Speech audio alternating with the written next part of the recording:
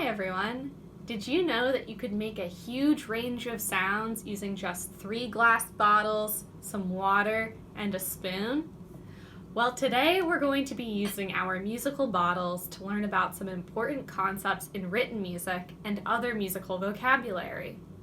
After we've learned some new words and had some fun experimenting with our musical bottles, then we're going to tune them to play the song Hot Cross Buns. All right, let's get started. To follow along, you can download this handout at artsphere.org. We'll share it in a link below.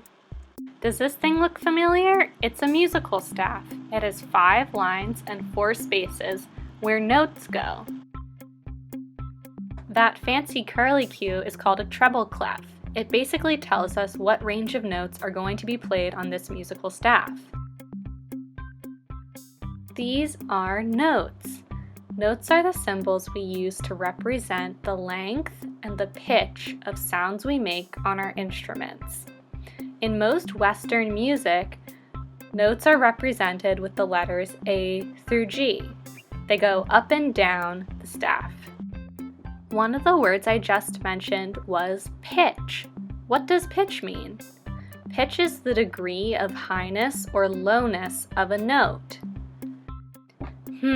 Okay, well, what exactly does that mean?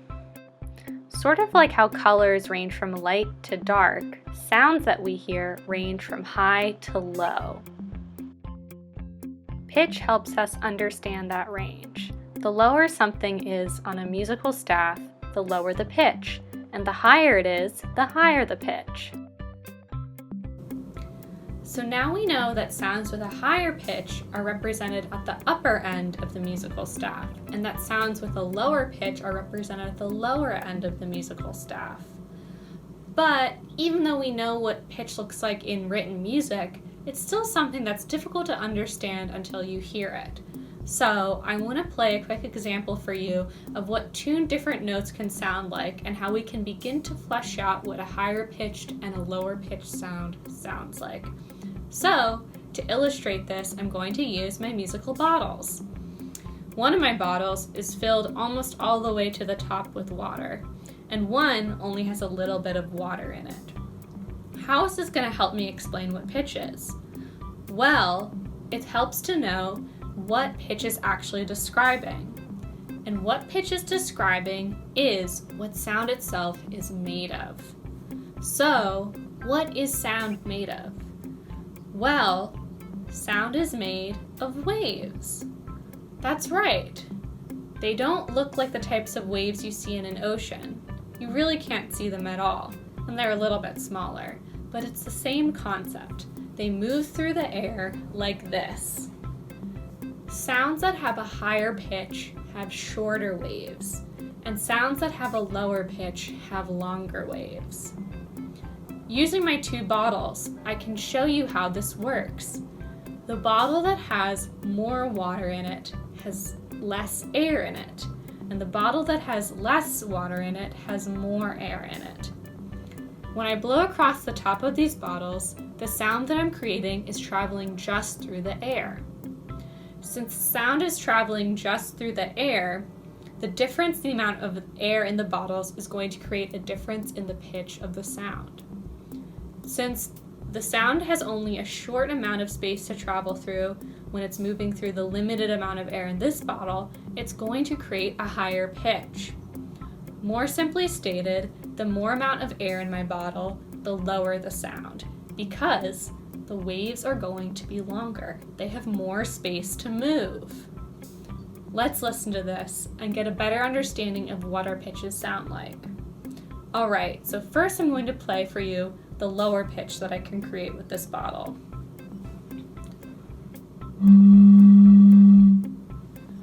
So that's a pretty low sound. What are some other things we associate with low pitch sounds? For me, I think of larger animals that can make deep, rumbly growls, like big dogs or bears, or a giant blue whale that makes a really low-pitched sound in the water. You might also think of a large man and the way he sings. It's usually a deeper, lower pitch.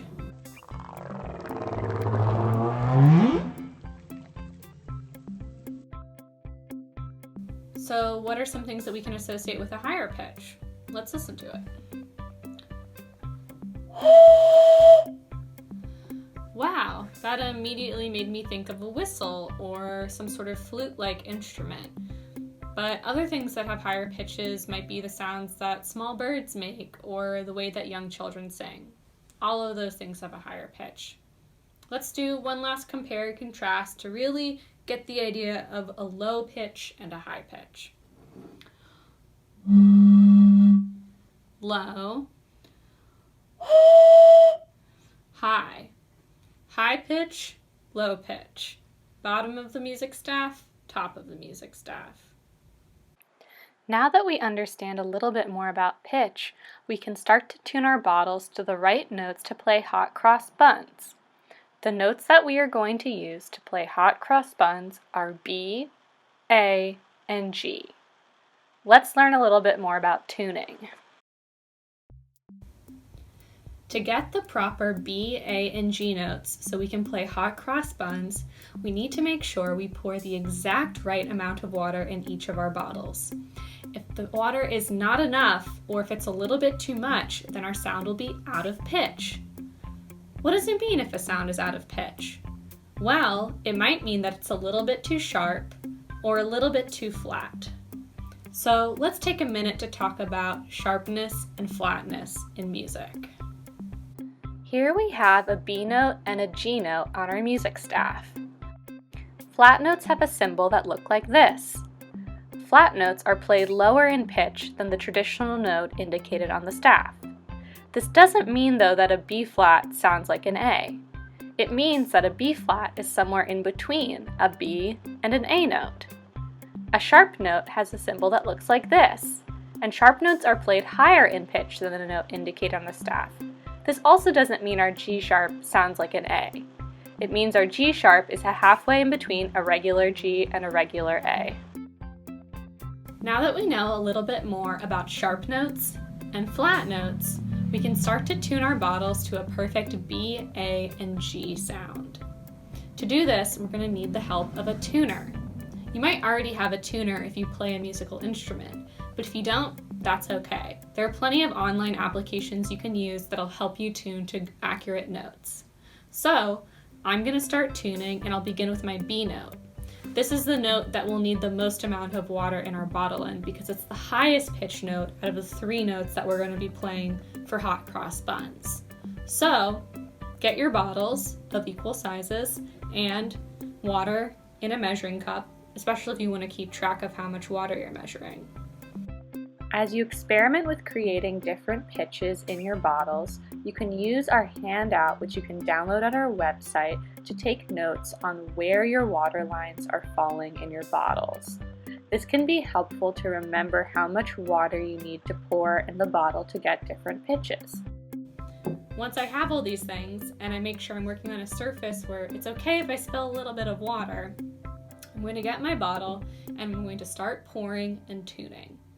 I already sort of roughly know where these notes should fall, and I've marked them on my bottles ahead of time, but once I start tuning it, I'm sure I'll find that it's a little bit too sharp or a little bit too flat, and my tuner will help me make a most accurate B note as possible. So, let's start. I'm gonna carefully pour my water in.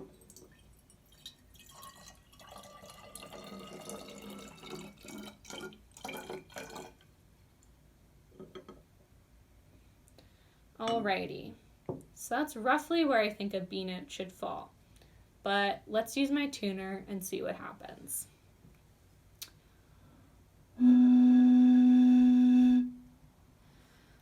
Alright, I'm pretty close, but the tuner is telling me I'm still a bit sharp. That means there's too much water in my bottle, so I'm going to pour a little bit out.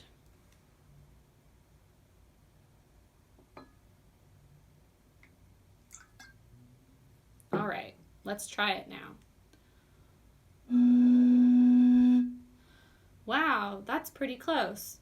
So I think I'm going to keep it there for my B note, and I'll begin to do my other notes. Another point on this is that you might find that changing the shape of your mouth as you blow across the top of your bottle will change the pitch a little bit. So This is another area where you can experiment and see what sort of mouth shapes produce sharper and flatter notes. All right, I'm going to make my A note and my G note, and then we can get ready to perform our song. Let's review the lyrics and melody to Hot Cross Buns. Hot cross buns, hot cross buns, 1 a penny, 2 a penny, hot cross buns. Now that I have my bottles tuned to a fairly accurate B, A, and G note, I'm ready to play Hot Cross Buns. But before we do that, I want to review one last thing.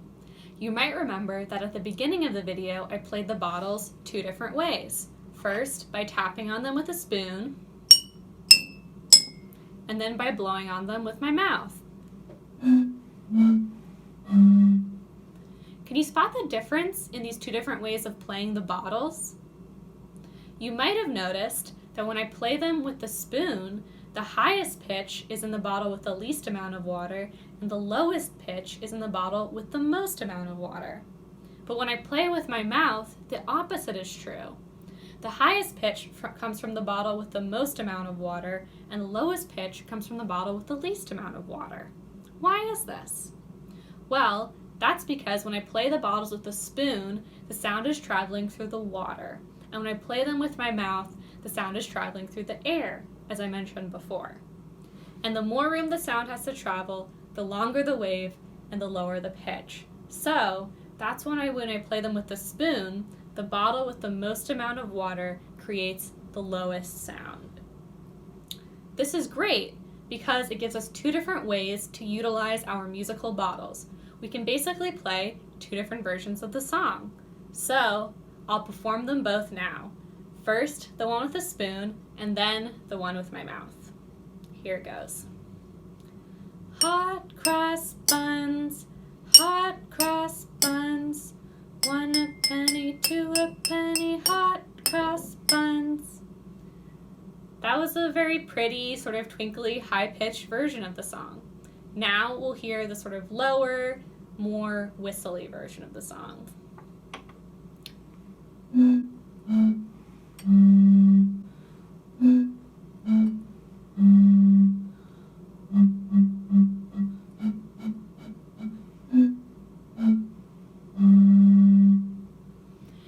Make sure when you play the version with your mouth, you don't get too lightheaded. This might be a good version of the song to split up with 2 other friends. Each of you can play a bottle and you can share the parts. Well guys, that's Hot Cross Buns. I hope you learned some new musical vocabulary and a little bit more about how the concept of pitch works. It's a little bit complicated, but once you get a grasp of it, it starts to feel pretty familiar. Thanks so much for joining me today in our lesson. I hope you're doing well out there, and I'll see you next time.